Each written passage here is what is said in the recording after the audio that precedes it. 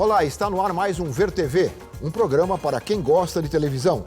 Nós discutimos aqui toda semana o papel da TV na sociedade brasileira. E você é sempre o nosso convidado. O estímulo ao consumo de bebidas alcoólicas através da propaganda na televisão vem sendo discutido no Brasil há muito tempo. De um lado, fabricantes de bebidas, agências de publicidade e emissoras de televisão, defendendo a situação atual como está. De outro, entidades médicas e de defesa do consumidor, preocupadas com os males que o álcool traz à saúde e o consumo cada vez mais precoce de bebidas alcoólicas. O Ver TV de hoje entra nesse debate com os nossos convidados. Paulo Gilberto Cogo Leivas, Procurador Regional da República no Rio Grande do Sul. Ana Cecília Marques, psiquiatra, presidente da Associação Brasileira de Estudos de Álcool e Outras Drogas, a ABAD.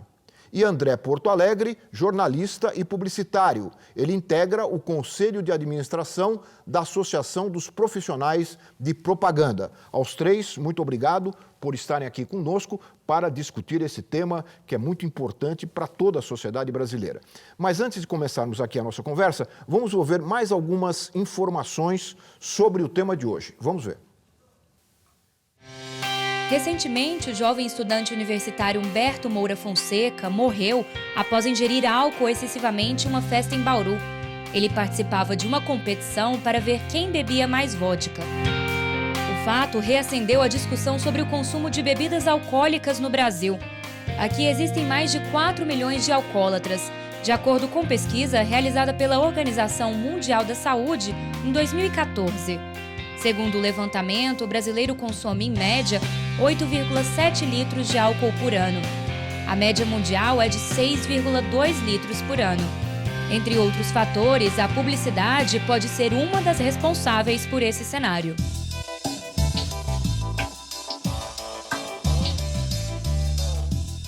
O mercado publicitário de bebidas alcoólicas é um dos mais rentáveis no Brasil. Para se ter uma ideia, no primeiro semestre de 2014, a Ambev, maior empresa de bebidas do Brasil, investiu mais de R$1 bilhão em publicidade.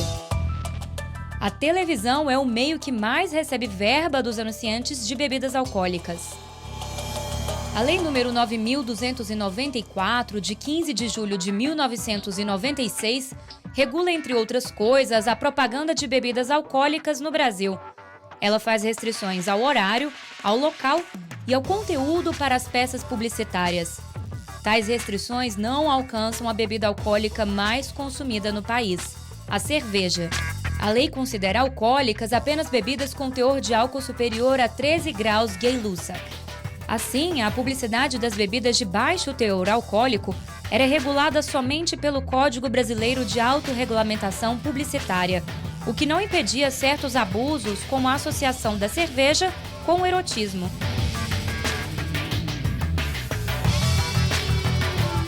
Em dezembro de 2014, a Justiça Federal, atendendo o pedido do Ministério Público Federal, decidiu restringir as propagandas de bebidas com teor alcoólico igual ou superior a 0,5 grau Gay-Lussac. Visando a proteção de crianças e adolescentes, agora as propagandas de cerveja e vinho não poderão ser veiculadas no rádio e na TV das 6 da manhã às 9 da noite, como já ocorria com outras bebidas alcoólicas. Além disso, até às 11 da noite, as propagandas só podem ser veiculadas em intervalos de programas para maiores de 18 anos. Para que as emissoras e anunciantes tenham tempo para se adequar à nova regra, a medida começa a valer após 180 dias da decisão da Justiça. No final de fevereiro de 2015, a ABERT, Associação Brasileira de Emissoras de Rádio e Televisão, entrou com uma ação no Supremo Tribunal Federal contestando a decisão.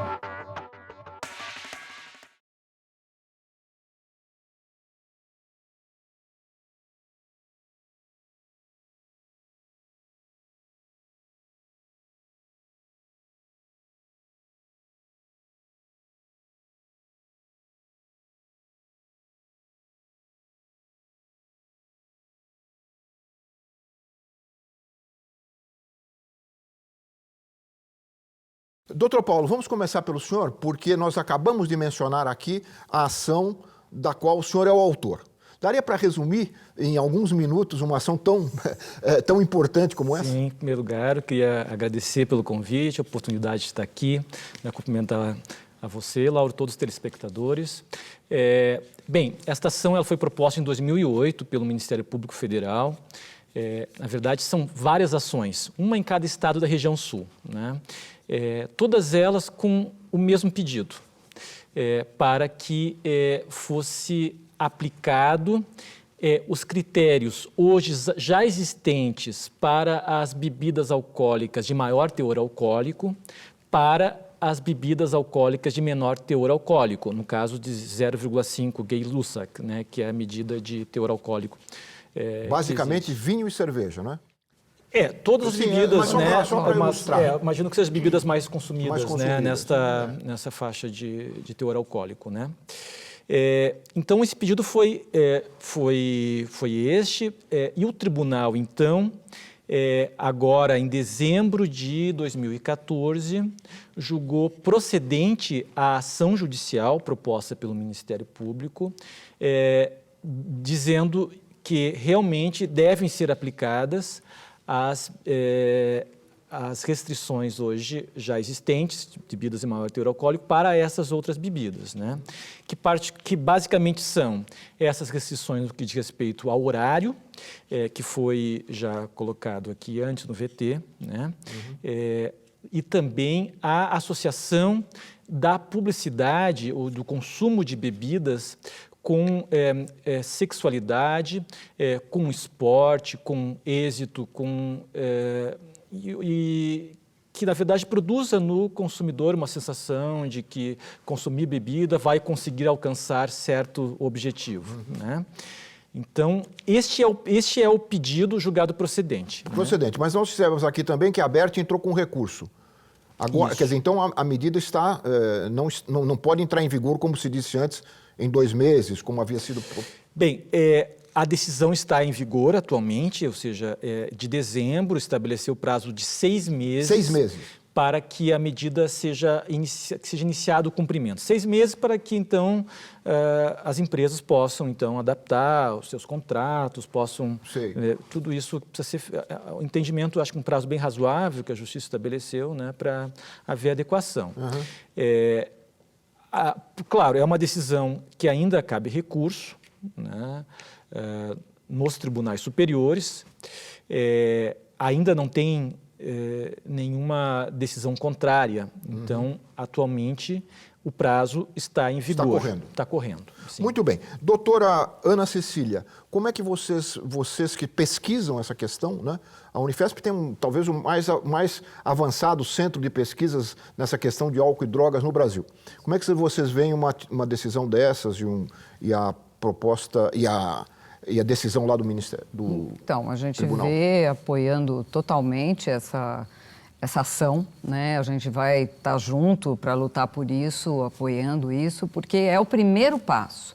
Bem, na verdade, a Associação Brasileira de Estudos do Álcool e Outras Drogas, ela tem uma premissa, uma diretriz, que é o banimento da propaganda, porque fazemos essas revisões sistemáticas, os estudos sobre a influência da propaganda na criança, no adolescente, na família brasileira, temos muito claro como é o impacto dessa propaganda no beber. Beber de vários tipos, desde a iniciação do beber, até o beber abusando numa única situação, até o beber abusando numa balada mais longa, por exemplo. Todos os padrões. Como aquela tragédia que nós mostramos aqui no Bauru. Como aquela tragédia. A gente temos 2 estudos recentes, agora de 2015, que mostram o impacto dessa propaganda por meio da televisão no jovem menor de 18 anos, né, que não estaria esperado se a lei pudesse proteger. A lei não está protegendo, né, a nossa regulação da propaganda também não. Então, a gente vê como um primeiro passo para que a gente chegue no banimento da propaganda de bebida alcoólica. A proposta de vocês é banimento total. Banimento total. Bom, agora fica a palavra para o publicitário, né? E não só publicitário, mas integrante da Associação de Profissionais de Propaganda, que é o André. Obrigado pelo convite, doutor Levas, doutora Ana. Nós vemos com muito bons olhos todas essas iniciativas. Eu acho que a sociedade civil mobilizada, seja através do Ministério Público, seja através do mundo acadêmico, atuante, olhando com atenção para todo esse problema, é exatamente o que motivou no final da década de 70 a criação do CONAR. Quer dizer, o CONAR surge, na realidade, nós não temos absolutamente nada em contrário, a não ser a defesa irrestrita da autorregulamentação e do conjunto de leis brasileiras que regulam a propaganda. O nosso senão sobre todas essas questões é que a autorregulamentação é efetivamente um instrumento moderno. No momento que nós adotarmos, não sou a favor, como a doutora Ana, do banimento, eu particularmente, e o mercado publicitário como um todo, mas nós achamos que o CONAR, que a autorregulamentação, consegue dar respostas muito mais rápidas para esse eventual, inclusive, período de transição que a gente vive, do que a questão da imposição de uma legislação. A autorregulamentação na própria questão das bebidas, e especificamente na questão da cerveja, que eu acho que é onde pega muito o projeto, né, a propositura do Dr. Leivas, nós já tivemos nos últimos anos medidas que foram absolutamente cerceadoras do que existia. Quer dizer, existia antes personagens infantis, todos nós nos lembramos do caranguejo, da tartaruga, isso foi banido por completo. Nós tínhamos a ingestão da bebida, da cerveja, por exemplo, isso foi banido por completo. Nós tínhamos modelos que aparentavam menos de 24 anos, isso foi banido por completo. Então, o que nós acreditamos é que a autorregulamentação responde de uma maneira muito eficiente, com uma rapidez, essas demandas da sociedade. Por isso é que nós somos a favor da autorregulamentação. A gente já vem em um processo crescente, exatamente de ajustes, ouvindo a demanda da sociedade brasileira sobre esse tema. Mas deixando claro que o CONAR é formado pelas entidades de publicidade. Não só. O CONAR é formado por 150 conselheiros com representação nacional, câmaras em Porto Alegre, em Brasília, no Rio de Janeiro, São Paulo e Recife, e nós temos membros da sociedade civil, nós temos membros das agências de propaganda, dos anunciantes, das emissoras de TV, jornais, etc. e tal. Eu só queria deixar claro, porque eu acho isso uma questão importante, e até fazendo justiça, que os representantes da ABA, da Associação Brasileira dos Anunciantes, dentro do CONAR, na sua maioria, membros do departamento jurídico das grandes empresas, são hoje, quem sabe, os mais atentos a isso, porque sentem o reflexo da resistência, etc. e tal, de uma maneira muito, com todas essas questões sensíveis, seja na questão da bebida, seja na questão da propaganda infantil. Muito bem, nós ouvimos as opiniões iniciais de vocês três e vamos agora acrescentar outras opiniões. Nós fomos às ruas do Rio de Janeiro perguntar aleatoriamente às pessoas o que elas acham da propaganda de bebidas alcoólicas na televisão. Se são contra ou a favor. Vamos ouvi-las. Eu sou contra porque não tem que incentivar o consumo de bebida alcoólica em horário determinado. Tem que ser a partir das 8 horas da noite, não tem que ser uma coisa deliberada assim para qualquer horário. Eu sou contra, porque já que a propaganda de cigarro foi proibida, eu acho que também o consumo de álcool não deveria ser incentivado. Eu acho que a publicidade devia funcionar exatamente como é a classificação indicativa. Passar em só horários que crianças não pudessem ver ou pessoas suscetíveis a bebidas alcoólicas. Sou completamente a favor. Eu acho que cabe ao consumidor escolher se ele vai consumir ou não o produto. Não cabe ao governo ou ao legislativo impedir a publicidade. Acho que a publicidade deveria ser colocada em qualquer horário. Não tem por que você fazer a restrição, até porque hoje as crianças ficam acordadas até mais tarde. Não é isso que vai impedi-las de ver a propaganda da bebida. Acho que não deve ter na televisão esse tipo de publicidade. Tem tantas coisas mais construtivas, por exemplo, o trote que eles fazem. Por que não estimular a ser solidário? Há tantas outras coisas boas. Doutor Leiva, a sua representação, não é? Ela leva em conta essas opiniões, além das opiniões técnicas, as opiniões dos publicitários, as opiniões da população em geral? Dá para ter uma base na sociedade para sustentar a ação? Na verdade, quando nós começamos a estudar o caso, o que a gente percebeu é o seguinte: praticamente um consenso dentro da literatura médica, psicológica, a respeito da necessidade de uma restrição à publicidade de qualquer bebida alcoólica, né? Nós ficamos até surpresos, começamos a pesquisar artigos, né, no mundo inteiro, né? Psiquiatras que pesquisam mostram este efeito danoso da publicidade no consumo de bebidas alcoólicas, em um público que foi um público que nós visamos proteger principalmente na ação, que é o público de crianças e adolescentes. Né? Nós vimos, por exemplo, que existe uma quantidade enorme de crianças dependentes de álcool no Brasil. Né? No mundo também, né? No Brasil, adolescentes dependentes de álcool. Né? Então, é algo, me pareceu tão óbvio que seria necessário uma restrição. E daí fomos investigar por que não houve nenhuma restrição até hoje no Brasil. Né? A Constituição de 88, né, de 1988, ela diz o seguinte: bebidas alcoólicas estão sujeitas às restrições estabelecidas em lei e estabeleceu um prazo, 12 meses, para que houvesse uma lei regulamentando a publicidade de qualquer bebida alcoólica. Não faz diferença, a Constituição não diz que tipo de bebida é. Né? Demorou mais ou menos 9 anos, 10 anos, 98, então saiu uma lei que estabelece algumas restrições, que elas são os horários, não associação com sexualidade, com esporte, etc. Né? Só que, surpreendentemente, a lei dá uma definição totalmente absurda de bebida alcoólica. Diz: bebida alcoólica são só as bebidas de maiores que 13 gay-lussa, ou seja, pega destilados, bebidas... Né? É uísque, cachaça... Isso. Não é isso? É um absurdo. Nós fomos investigar porque, né, dá para verificar, por exemplo, no que aconteceu no Congresso, no Parlamento, no Congresso Nacional nos últimos anos. Eu vou lhe pedir um favor. Sim. Que o senhor conte isso logo depois do intervalo. Pois não. Vamos fazer um intervalo rápido e voltamos em seguida conversando aqui com os nossos convidados sobre a propaganda de bebidas alcoólicas na televisão. Nós voltamos já.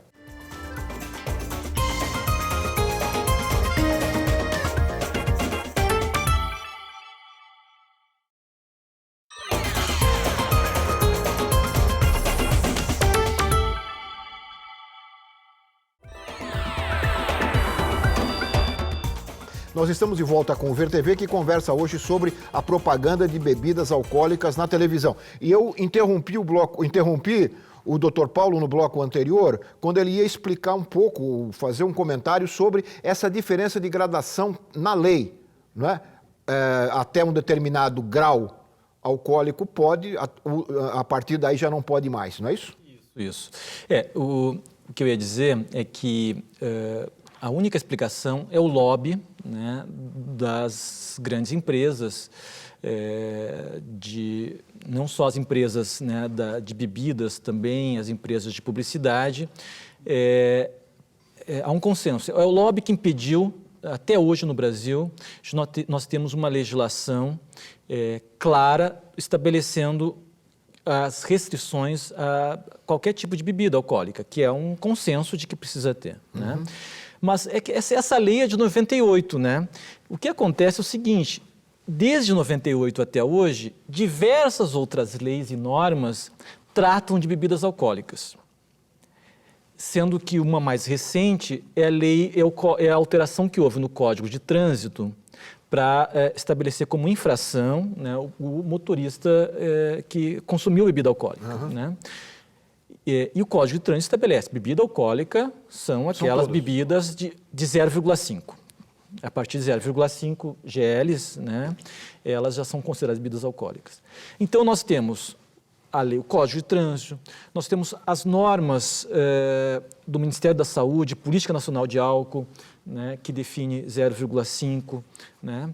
Nós temos definições da Organização Mundial de Saúde, que define 0,5, ou seja, todas as normas falam em 0,5. Apenas uma norma, lá de 98, dizia 13 GLs. Né? Isso, na verdade, surpreendeu os juízes, certamente, quando eles foram decidir. Né? Há uma contradição, não é possível. Ou uma coisa ou outra. Né? Ou é uma bebida alcoólica, ou é 13, ou é 0,5. Como essas leis mais recentes são posteriores àquelas de 98, estabelecem 0,5, então agora é 0,5. Não é possível mais manter uma definição de 13 né, GLs. O senhor falou em lobby e nós ouvimos aqui em São Paulo o Renato Godoy, que é jornalista e pesquisador do Instituto Alana, um instituto de defesa dos direitos da criança que é muito atuante nessa área. O André conhece bem o Instituto Alana. O Renato fala exatamente sobre esse lobby que o senhor acabou de se referir. Vamos ouvi-lo. É um lobby muito forte, né? É uma indústria, a gente tem uma grande companhia no país, produtora de bebidas alcoólicas, que é líder mundial, né? Então aqui é o país sede de uma das maiores empresas do mundo, né? Empresa produtora sobretudo de bebidas alcoólicas. Então existe uma resistência muito forte desse mercado em se adaptar a alguns padrões éticos que a sociedade vem exigindo, que o judiciário vem exigindo, que é o padrão ético que diz que não é justo você anunciar esses produtos para crianças e para adolescentes. Nosso discurso nesse aspecto é sustentado com base em pesquisas nacionais e internacionais, muitas delas, uma grande referência para nós são as pesquisas realizadas na Unifesp aqui de São Paulo, né, que tem um departamento que trata justamente da questão de álcool e drogas na juventude, né? A pesquisadora Ilana Pinsky, que coordena muitas dessas pesquisas e recentemente fez um estudo cruzando 138 pesquisas nacionais e internacionais que comprovam como há um reforço, como impulsiona uma atitude pró-álcool na criança e no adolescente a exposição a esse tipo de publicidade, né? Porque essa publicidade ela tende a normalizar o consumo de uma substância que é prejudicial à saúde e associar o consumo dessas substâncias, seja cerveja, seja vinho, seja uísque ou outro destilado, associar o consumo desses produtos a estilos de vida, né, que levam estilos de vida com glamour, enfim, muitas vezes com erotismo, muitas vezes vendendo mais um estilo de vida do que o próprio produto, e deixando ocultado os males que esses produtos podem vir a causar, sobretudo quando consumido de forma precoce, né, antes do que até mesmo a legislação permite, que são, no caso do Brasil, os 18 anos. Doutora Ana, ele referiu às pesquisas, né? O grupo de pesquisas, né, tem feito isso já há muito tempo. Né? E quais são os resultados que nós temos desses estudos mais de longo prazo? Isso. Nós temos 2 séries históricas que foram feitas pela Unifesp que representam o Brasil. Uma em 2006 e a outra em 2012. Mostrando que essa tentativa de autorregulação não funciona. Por quê? Porque aumentou o consumo entre adolescentes, eles estão bebendo cada dia mais cedo, cada vez mais cedo, 2006, 2012, né? Então, nesta última década, né? Isso é super importante. Então, esses nossos mecanismos de regular não estão funcionando. Mudou o padrão. Eles estão bebendo, como eu disse antes, de forma abusiva, eles bebem várias doses numa situação só, e pior do que isso, eu acho que nós temos um outro grupo que adentra aí esse problema, né, de saúde pública e esse problema social, que são as meninas. As meninas aumentaram mais o seu consumo e também de forma abusiva que os meninos. Os meninos como se uma curva tivesse permanecido alta, mas estacionada, e as meninas aumentaram mais. Então, isso é muito preocupante. A mulher é muito mais vulnerável ao álcool e qualquer tipo de droga que os meninos. Ela adoece antes, ela tem um impacto na saúde que é maior que o do homem. O homem é mais resistente ao álcool, né? E nós vamos ter mais problemas a seguir. O lugar da mulher é diferente do homem, né? O impacto vai ser na família, vai ser, enfim, em várias áreas aí sociais. Então, esse nosso jeito de cuidar do problema, seja com a lei antiga, seja com o CONAR, não funciona. Né? André, sobre a questão do lobby, né, que já foi dito pelo nosso procurador e pelo rapaz do Alana, esse lobby é forte. Não chamaria de lobby, me parece um pouco estranho o Alana falar de lobby, né? Não me parece um pouco inconsequente de parte deles falarem de lobby, porque são verdadeiramente grandes lobistas em diversas manifestações nesse sentido. Eu acho que, também não acredito na existência, desculpa, doutor Leivas, do lobby especificamente, porque nós tínhamos aqui no Brasil grandes anunciantes como vodkas, por exemplo, nós nos lembramos perfeitamente da vodka, nós nos lembramos de outras bebidas, o uísque, tivemos campanhas notórias sobre isso e essas bebidas ficaram fora. Por algum motivo, e que eu acho que até existe uma atualização eventualmente dessa legislação, por algum motivo essa foi determinado os 13 graus, que deixou do lado de fora para isso a cerveja, que é um grande anunciante, o doutor Leivas tem razão, é um grande anunciante brasileiro, é um financiador, inclusive, é um financiador bastante grande sem da cerveja programação. não tem futebol na televisão. Acredito que nós não temos futebol, não é por causa da cerveja, porque não, com cerveja televisão. tomamos o 7-1, né? Não, então, na televisão, não tem quem coisa. pague. É um anunciante, é uma empresa de grande porte, efetivamente, há empresas Ele está falando de da grande Ambev, porte. né? Ele está se referindo Está falando à Ambev. da Ambev, existem outras empresas que atuam no Brasil, internacionais também. Eu não acho que essa mudança de comportamento, com todo respeito aos, obviamente, estudos, a doutora Ana conhece isso melhor do que eu, mas eu acho que a mudança de comportamento tem outros elementos influenciadores que não só a propaganda. É muito fácil você responsabilizar a propaganda sobre todos os males, e hoje nós sabemos, inclusive com pesquisas encomendadas pelo Alana, essas pesquisas nacionais encomendadas por ele, que hoje não são divulgadas, na UNB, por exemplo, a Universidade de Brasília fez uma vasta pesquisa sobre a questão do que influencia efetivamente a criança, e a propaganda é um dos elementos, mas ele não influencia nem a adesão à bebida alcoólica na mais tenra infância, nem a questão de consumos exagerados, etc. e tal. Olha, há controvérsias a esse respeito, né? Nós vamos ouvir essas controvérsias e, inclusive, esperamos que o Instituto Alana, numa outra oportunidade, esteja presente aqui também para poder dialogar a esse respeito e responder aí as críticas bastante incisivas que você está fazendo a esse instituto que eu considero respeitável nessa área. Mas nós entrevistamos aqui em São Paulo o presidente da ABAP, a Associação Brasileira de Agências de Publicidade. Aqui você representa os profissionais da propaganda. Exatamente. Nós vamos ouvir agora o representante das agências, que é o Orlando Marques. Vamos ouvi-lo. Cerveja é um produto adulto dirigido a público adulto. E é assim que as agências de propaganda trabalham um produto tão generalista quanto esse. Porque ele pode ser consumido de gente de 20 a 80 anos, né?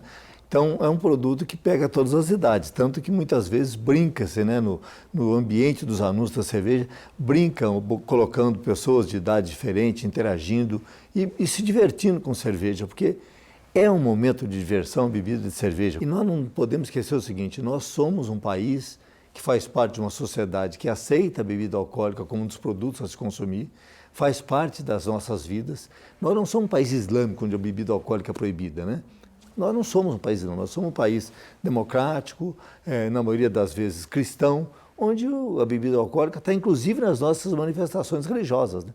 Então achamos que isso é sim uma coisa muito truculenta para um tema que deve ser melhor debatido, melhor apreciado pela sociedade, melhor discutido ouvindo todas as partes, e o lugar ideal para isso chama-se Congresso Nacional. Ana Cecília, vocês são os islâmicos? Parece que não. Não, parece que o caso. Parece que há uma pequena confusão. Não é para proibir a bebida, né? Não, a propaganda. Precisa ficar claro. Banimento da propaganda. Pelo depoimento dele. Nós estaríamos proibindo. Não. Agora, eu queria ouvi-la também sobre o que o André falou sobre os efeitos da propaganda. Então, é indutor ou não é indutor? É indutor, sim. E é indutor e faz parte, sem a menor dúvida, de um modelo múltiplo de fatores, sem dúvida. Ninguém pode explicar um fenômeno com uma única causa. Mas se nós temos que discutir uma política que proteja a sociedade brasileira, crianças, adolescentes, adultos, e nessa política, um dos fatores é a influência da propaganda nesse consumo, é lógico que nós temos que discutir esse tema. Não é justo mesmo que a gente diga que só a propaganda está fazendo isso, mas todos os estudos sobre o impacto da propaganda mostram que sim, que ela aumenta consumo, que ela faz o consumo começar antes e que ela faz o padrão de consumo ser um padrão danoso. Puxa vida, então se isso é uma parte da política que precisa ser revista, que é a lei, que vai como o tabaco, que vai banir a propaganda e vai, com isso, cuidar da sociedade, é lógico que nós temos que olhar para isso de uma forma bem objetiva. Nós tentamos, há 10 anos atrás, construir esse movimento também, chegando ao Congresso com um abaixo-assinado, com 800 mil assinaturas pelo banimento da propaganda de bebida na televisão e nos meios de comunicação. E, infelizmente, isso também não avançou e eu concordo há 10 anos.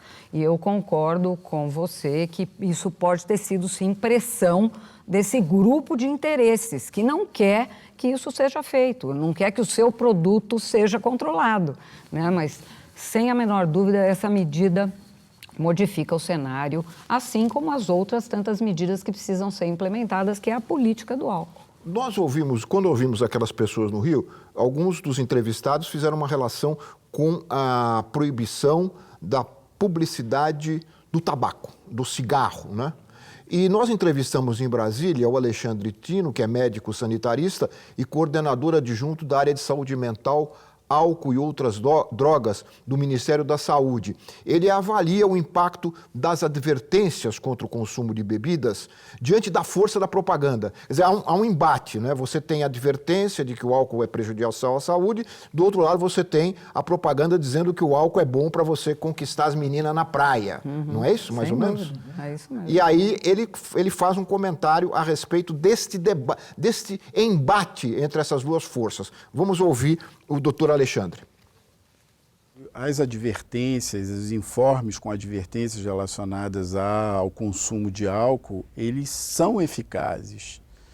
No entanto, as propagandas têm uma potência de sensibilizar e influenciar junto à sociedade a partir de estratégias de ordem publicitária muito bem elaboradas e que se repercutem num contexto muito indutor de promover junto ao indivíduo, principalmente aos jovens, né, feedbacks positivos que, de alguma forma, se tornam muito mais eficientes nesse processo de indução do consumo. André, o CONAR está preocupado com isso, com essa relação, entre a propaganda e o sucesso com as garotas, ou das garotas com os meninos? Isso é uma discussão constante, seja do Conselho Superior, seja dos conselhos de ética, do que eu faço parte.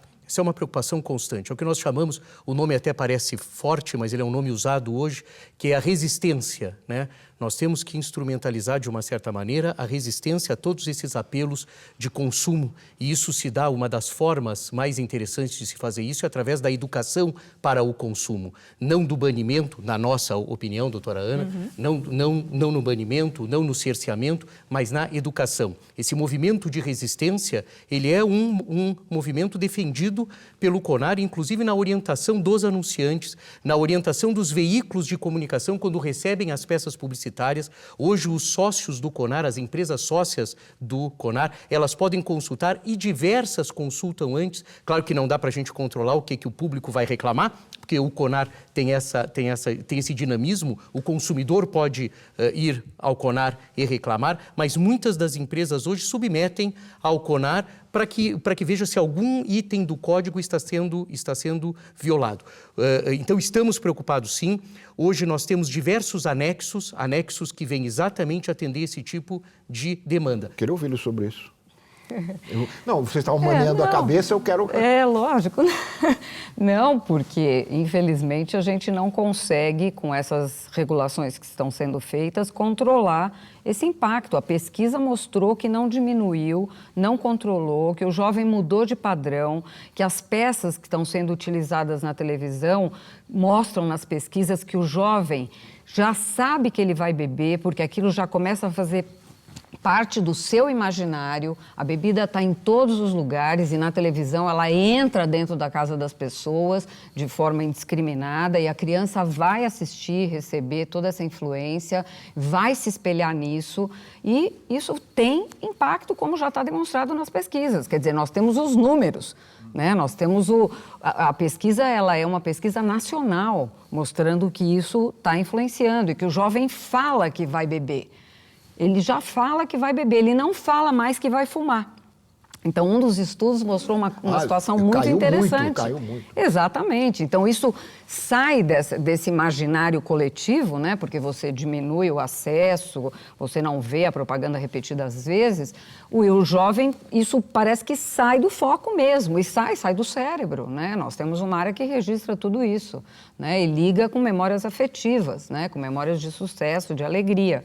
Então, estando o álcool dentro da casa, da família, e a criança o tempo todo recebendo essa influência, isso vira parte da cultura dessa criança, é verdade. É como se isso fosse um alimento. E nós não estamos falando de um alimento. O álcool é uma droga psicotrópica que causa alteração do comportamento, diminui a crítica do indivíduo na segunda dose de cerveja, então, segunda latinha de cerveja. Imagina num cérebro adolescente, né? Já que a nossa lei, né, que proíbe, né, o acesso do adolescente à bebida, infelizmente, não tem funcionado também. Então, muito bem, nós vamos fazer mais um intervalo e continuaremos em seguida a conversa aqui com os nossos convidados sobre a propaganda de bebidas alcoólicas na televisão. Nós voltamos já.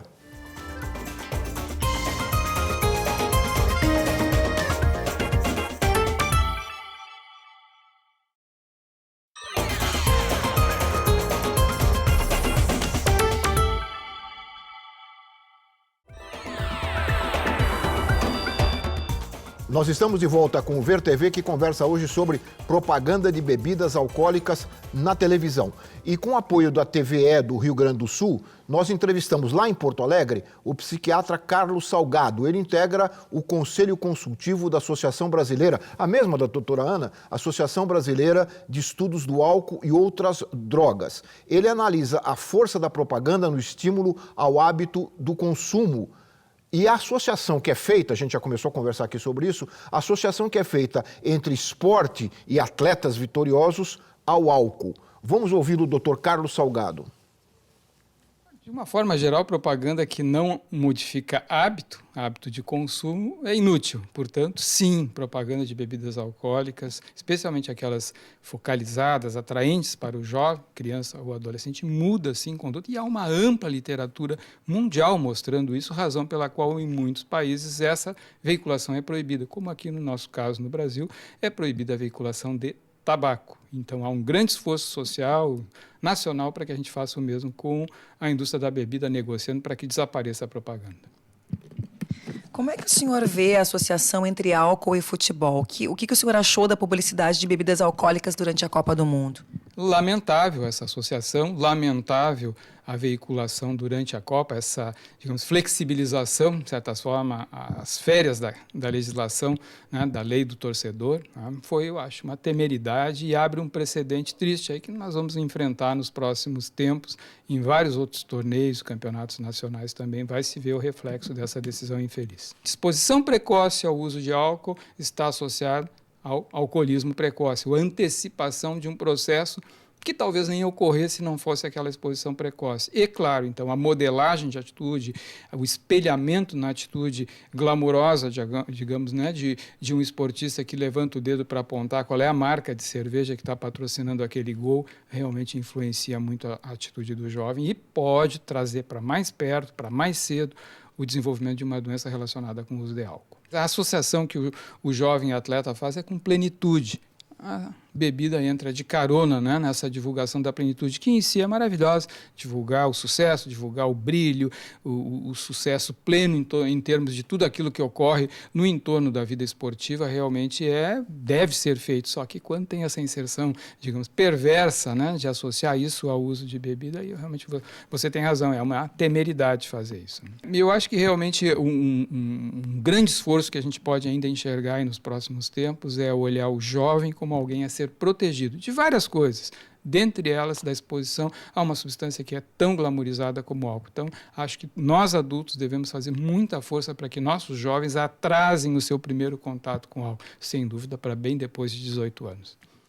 Doutor Paulo, eu queria chamar a atenção nessa parte da fala, o final da fala do nosso entrevistado, o fato da necessidade de se proteger crianças e adolescentes. Isso está na Constituição brasileira, né? A proteção a crianças e adolescentes. Quer dizer, isso cabe ao Estado, não cabe às organizações da sociedade, não cabe aos particulares, não é isso? Eu acho que isso também deveria estar no debate, não sei se está no debate também jurídico. Eu acho que esse é um ponto fundamental, né? Quando se discute essa questão de publicidade, sempre vem a questão da soberania do consumidor. O consumidor, né, teria o poder de decidir se consome ou não consome determinados produtos, né? Mas aqui esse argumento da soberania não se aplica, porque nós estamos falando de pessoas que ainda não têm um desenvolvimento, né, um desenvolvimento que lhe coloque numa posição de real autonomia, que lhe dê condições de decidir efetivamente pelo consumo ou não consumo, né? Então, a legislação no Brasil, o direito brasileiro, ele tem um princípio da proteção da criança e do adolescente, né? E esse princípio tem que ser seguido, mesmo no ambiente doméstico, né? Que essa é uma evolução, né? A gente hoje está discutindo a questão da proteção da mulher no ambiente doméstico, né? A questão da violência doméstica. Antes se entendia, bem, esse é um assunto que o Estado não tem que entrar na casa, né? Em relação à criança e adolescente, no passado existia também essa concepção, mas antes já se entende, não. É obrigação do Estado a proteção da criança e adolescente, né? Então, tendo em vista que essa questão da publicidade é um consenso que causa danos à saúde e à vida, muitas vezes, de criança e adolescente, a gente sabe, os índices de morte relacionados ao consumo de álcool, me parece que é de uma obviedade que a publicidade precisa sofrer limitações. E aí é o papel do Estado, quer dizer, Não, é o papel do Estado. Nesse ponto, não tem como argumentar. Criança e adolescente, o Estado tem de proteger, mesmo quando há omissão dos pais, né? Mesmo quando os pais são omissos, e muitas vezes acontece, né? Dos pais serem omissos, descuidarem disso, né? Mas o Estado tem de proteger em qualquer circunstância. Outra questão levantada, eu queria ouvi-la também, levantada nesta nossa última entrevista, é essa relação com o sucesso. Eu acho que ele levantou bem essa questão. Levantou, lógico. Não sei se vocês têm dados sobre isso. Não. Com sucesso, ainda não. Nós estávamos falando de criança, etc., mas com o sucesso dos atletas, não, o que vincula com o temos. esporte. Isso, porque vocês imaginam, o André também, vocês imaginam se você não puder mais ter propaganda de cerveja durante o dia. Como é que faz o futebol no domingo? Não é? E é o esporte, é o sucesso. Não é? Isso mesmo. Não, então, essa associação de coisas boas, né, de você obter coisas boas por meio de consumo de determinados produtos, entra aí, isso sim já está estudado. Especificamente em relação ao esporte, nós não temos ainda esse estudo. A gente tem associação de bebida com esporte e violência, né? Isso nós temos estudos... Torcidas? Isso, torcidas, brigas nos estádios, né? E aí depois a lei que proíbe a bebida alcoólica dentro dos estádios. Mas e depois na Copa... Mas teve férias na Copa. Achei ótima a expressão. Teve a lei férias, teve férias. Exatamente, teve férias e ainda não voltou tudo como era antes. Esse é o nosso risco, né? Que isso se perdure, porque foi feita uma nova lei, né, a Lei Geral da Copa, que liberou a bebida nos estádios, né? Sobre essa questão que acabei de falar agora, o peso que tem a publicidade de bebidas nos programas de televisão e principalmente na programação esportiva. Né? Relativo, né? Eu queria ouvi-lo. Relativo. É um segmento anunciante tradicional do futebol, né? Ele é um segmento, como outros, né? Nós temos, só para se ter ideia, nós temos nas cotas, são 5 cotas da maior rede de TV do Brasil, as 5 cotas comercializadas sempre antecipadamente, tem empresa de telecomunicação, tem outras empresas, e uma delas, automóveis, etc. e tal, e uma delas, e um dos segmentos é o de bebida, especificamente cerveja, que tem até um vínculo histórico com essa coisa. Mas eu diria aí que corresponde a 20%, né? Então não vai prejudicar? Mas nós nunca dissemos que vai prejudicar. A nossa questão é que eu acho que se confunde, Lala. Primeiro, a defesa assim, incondicional da autorregulamentação, que para nós é uma evolução em todos os sentidos. Eu acho que todos os segmentos de atividade profissional, passando pelos advogados, pelos médicos e engenheiros, gostariam de ter um Conselho Nacional de Autorregulamentação eficiente como é no caso dos publicitários. Primeiro ponto. E o segundo ponto é que eu fico um pouco preocupado porque há uma confusão sobre a questão. O que nós estamos falando aqui é a propaganda de bebida alcoólica. E muitos dos males que a doutora Ana coloca, que o doutor Leivas coloca, falam da bebida alcoólica. E então nós temos que tratar, nós temos que ser restritos à exposição, exatamente, aos males, os eventuais males da exposição, que já é regulada hoje por uma série de normas, seja do CONAR ou da legislação.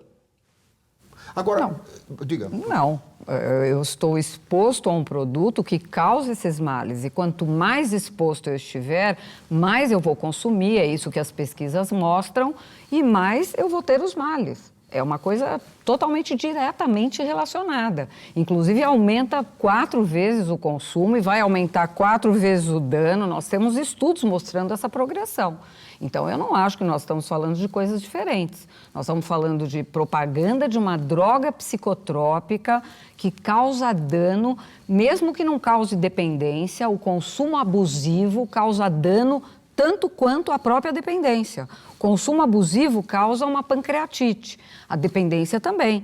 Então, o indivíduo se intoxicar de álcool, ele vai ter males agudos que podem levá-lo à morte. Independente de dirigir ou não, ele pode ter um acidente vascular cerebral, só de consumir abusivamente. E se nós repararmos as propagandas que são veiculadas hoje, nunca você vai encontrar uma garrafa de cerveja na mesa na propaganda. Você vai encontrar várias garrafas de cerveja, vários copos de cerveja, mostrando que o comportamento de abuso é o estimulado. Então, infelizmente, nós estamos falando de uma coisa que é diretamente relacionada. Né? E eu queria, nós estamos caminhando para o final do programa, eu queria ouvi-lo também, doutor Paulo, sobre os desdobramentos agora a partir dessa decisão da Justiça e também do recurso feito pela Associação das Emissoras de Rádio e Televisão contra a decisão da Justiça. Como é que a coisa deve caminhar daqui para frente? Bem, o que existe hoje, então, é uma decisão que estabelece o prazo de 180 dias, né, para ser cumprida. Esse prazo vence no mês de junho, agora, de 2015. Né? Espera-se, então, que todos cumpram a decisão judicial. Né? E nos termos da decisão, se não houver cumprimento, caberá aos órgãos de vigilância sanitária, particularmente a Anvisa, né, sancionar, estabelecer multas, né, a serem pagas pelos que cometerem estas violações, né, à legislação. Né? O recurso foi interposto junto ao Tribunal Regional, é isso? Isso. Né? Mas depois ele pode subir para os tribunais superiores? Pode. Esse recurso, quer dizer, pode chegar ao Supremo? Pode chegar ao Supremo Tribunal Federal. Né? Pode chegar ao Supremo Tribunal Federal. Né? Mas, enquanto não houver uma decisão dos tribunais superiores, no caso, eventualmente, o Supremo Tribunal Federal, essa decisão tem que ser cumprida. Né? Mas pode aparecer uma liminar, não pode? Pode surgir uma liminar? Em tese, sim.